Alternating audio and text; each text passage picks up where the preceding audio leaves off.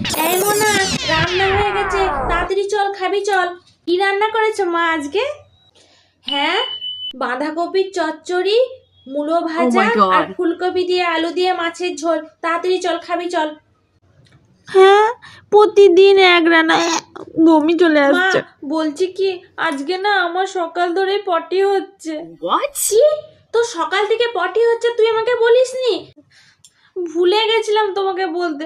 বলছি কি, আজকে না আমার সকাল থেকে 5 বার পটি হয়েছে। আমি না আজকে আর কিছু খাবো না মা। ঠিক আছে, আর খেতে হবে না। আর কয়েকদিন কিন্তু বাইরের খাবার একদম খাবি না। আমি গেলাম, আমার অনেক কাজ আছে। তুমি যাও তো, সব সময় ফুলকপি, বাঁধাকপি, মূলো এইসবই রান্না করছে। ভালো কিছু রান্না করি তা না। মা চলে গেছে, এবারে আমি ফোনটা নিয়ে এসে পিৎজা অর্ডার করি গরম গরম। পিৎজাটা মনে হয় চলে এসছে, যাই গিয়ে নিয়ে আসি।